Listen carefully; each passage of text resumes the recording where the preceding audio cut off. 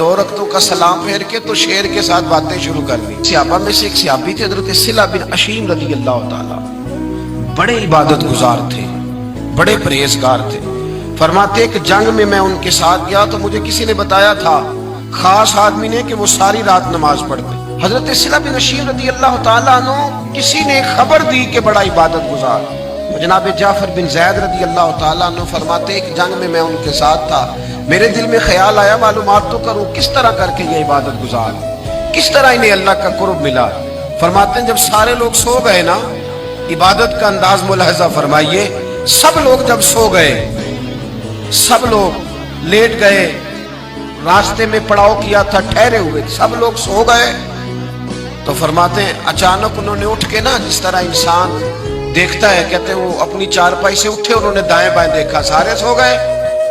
اب جب سب انہوں نے دیکھا کہ لیٹ گئے ہیں تو حضرت صلہ بن عشیم چپکے سے اٹھے اور فرماتے ہیں وہ پڑاؤ کیا ہوا تھا، جنگ میں ہم جا رہے تھے، رکے ہوئے تھے، ایک کونے میں جا کے تو انہوں نے عبادت شروع کر دی۔ فرماتے ہیں میں بھی پیچھے پیچھے ہو گیا کہ دیکھوں کس طرح نماز پڑھتے ہیں۔ فرماتے ہیں انہوں نے نفل پڑھنے شروع کیے، تھوڑی ہی دیر گزری تو ایک شیر آ گیا، جنگل کا شیر۔ فرماتے ہیں وہ ان کے قریب آ کے بیٹھا تو میں اس شیر کو ڈر کے درخت پہ چڑھ گیا، اس سے ڈر کے۔ فرماتے ہیں وہ نماز پڑھتے رہے، دو رکعتوں کا سلام پھیر کے تو شیر کے ساتھ باتیں شروع کر دی۔ کہنے لگے جا جا کے کہیں اور جگہ سے اپنا رزق تلاش کر، یہاں تیرا کوئی رزق نہیں، یہاں تو اللہ کے محبوب کے غلام رکے ہوئے ہیں، جا جا کے کہیں اور تلاش کر اپنا رزق۔ کہتے ہیں وہ شیر رخصت ہو گیا، لوگوں کے اٹھنے سے پہلے پہلے وہ اپنی نماز مکمل کر کے دوبارہ آ کے اپنے بستر پہ لیٹ گئے، اور جب لوگ اٹھے تو وہ سب سے بعد میں اٹھے فجر پڑھنے، تھوڑا دیر سے اٹھے، چند منٹ، تاکہ لوگ یہ سمجھے کہ یہ نہیں جلدی اٹھتا، یہ ذرا دیر سے اٹھتا ہے۔ فرماتے ہیں اس رنگ میں انہوں نے عبادت کی۔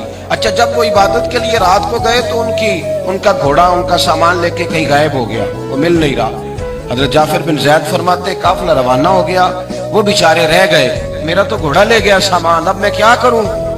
فرماتے ہیں جب قافلہ ذرا آگے بڑھا تو دوڑ کے ایک درخت کے پاس گئے، میں پیچھے پیچھے تھا، دعا مانگنے لگے، کہنے لگے اللہ مہربانی فرما، لوگوں کو نہیں پتا میرا سامان کدھر گیا ہے، تجھے تو پتا ہے نا، اللہ تو جانتا ہے نا، میرا مال مجھے عطا فرما، مجھے وہ عطا فرما دے۔ فرماتے انہوں نے دعا کی، اور دعا کر کے چہرے پہ ہاتھ پھیر کے رخ پھیرا تو ان کی سواری سامان سمیت ان کے سرانے کھڑی تھی، موجود تھی۔ فرماتے میں سمجھ گیا کہ اس شخص نے عبادت کی ہے، اب یہ رب کریم کے قریب چلا گیا۔